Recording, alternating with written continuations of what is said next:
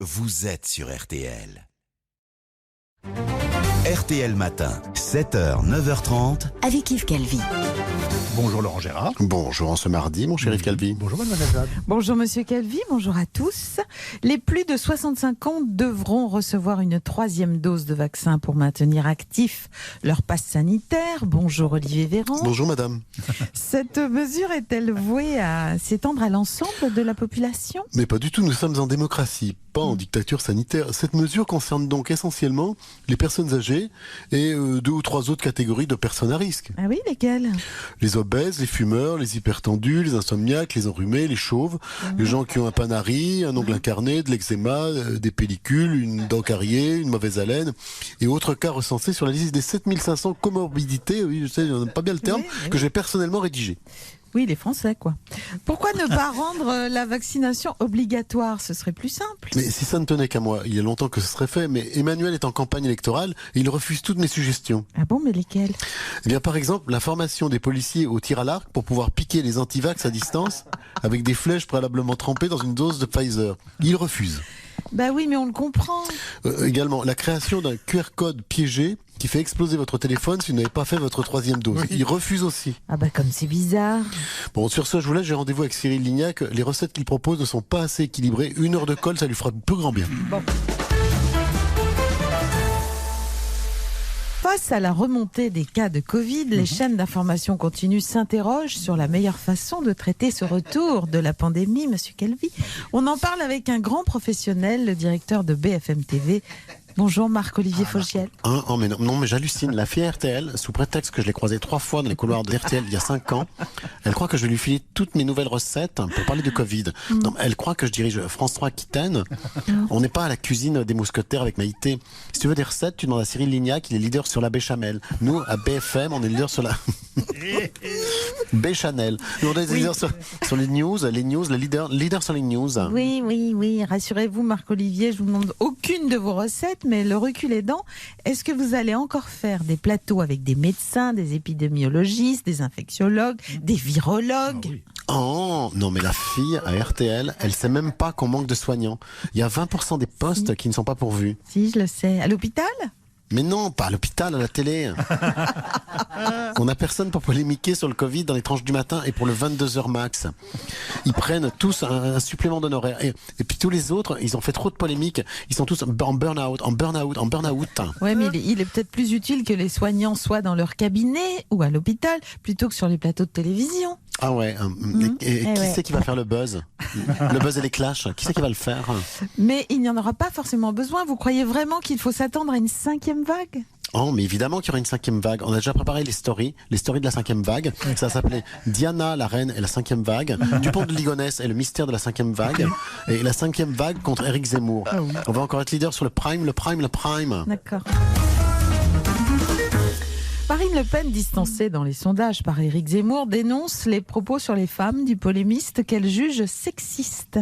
Bonjour Marine Le Pen. Bonjour. Dans un voyage en absurdie que je fais lorsque je m'ennuie, j'ai imaginé sans complexe qu'un matin Zemmour changeait de sexe, qu'il vivait l'étrange drame d'être une femme. Et du coup, il votait pour moi, madame.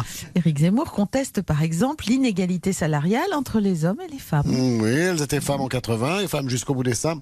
Question salaire, ça va pas mieux. Celui d'un homme coupé en 2. On les enfume de parité, mais qui promet l'égalité. Marine Le Pen, madame, votez pour moi. Vous n'allez tout de même pas nous faire tout le répertoire de Michel Sardou ? Mais non, madame, je vous explique simplement où on en est aujourd'hui avec la condition féminine. Où sont les femmes ? Où sont les femmes avec leurs gestes pleins de charme ? Dites-moi où sont les femmes, madame. Patrick Juvet, maintenant. Où sont les femmes ? Eh bien, elles sont déjà dans les isoloirs pour voter Marine Le Pen, madame. Vous voulez pas changer de disque, là ? Si, madame, mais laissez-moi tout de même dire aux femmes que je les aime. Bien sûr, c'était tout à votre honneur. Femme, je vous aime. Femme, je vous aime. Ouais, on a compris. Si parfois ces mots se déchirent, c'est que je n'ose pas vous dire. Je vous désire, madame. Ouh là là, attention, oula. Ou même pire, aux femmes, je vous aime, votez pour moi. Femmes, je vous aime et n'oubliez pas de voter pour moi. Au lieu de nous faire toutes les chansons françaises, vous ne voulez pas nous dire quelque chose d'original sur Éric Zemmour, par Il me exemple ? rend malade, madame. Ah ben voilà. Complètement malade. Non, ça sort pas. Comme quand ma mère sortait le soir et qu'elle me laissait seule avec mon désespoir, On va madame. y arriver. Après des années d'omerta, l'Église catholique de France a décidé d'assumer sa responsabilité envers les victimes des crimes sexuels dont se sont rendus coupables certains de ses membres. On en parle avec sa sainteté le pape François. Oui. Bonjour, souverain pontife. Hola, Seriad, salve Hola. Don Calvinus. Les cafés, croissants et tutti quanti amen. J'espère être invité un de ces jours dans les petits déjeuners de la présidentielle. Jean-Luc Mélenchon, il a dit qu'il était très bien rouchou. Il pourrait multiplier les petits pains, moi ça ferait des économies. Il serait content. Monsieur Taverneau, s'il multiplie les pains, ça fera des économies. Et ben voilà. Ça serait pas mal, non? Bon, on est rassurés. Je vois que vous êtes plutôt de bonne humeur malgré ce qui arrive à l'Église française. Aïe, aïe, vous savez, avec les prélats français, il y a l'habitude. Oui. Il faut rester décontrasté. C'est comme avec votre cardinal des Lions qui a démissionné. Comment il s'appelait déjà? Barabbas, Barbapapa, Barbatruc, Barbitou, Barbouille. Non, Barbarin, le cardinal. Barbarin. Ah oui, madame.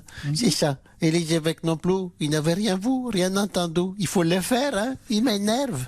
La dernière conférence épiscopale a tout de même annoncé la création d'un fonds spécial pour indemniser les victimes sans faire appel aux fidèles en vendant les biens de l'Église. Oui, c'est pas mal. Il y a la bonne idée, non? On va organiser une grande braderie. Oui. Il y a plein de vieilles robes qu'il n'aimait jamais. Il n'aimait plus les robes.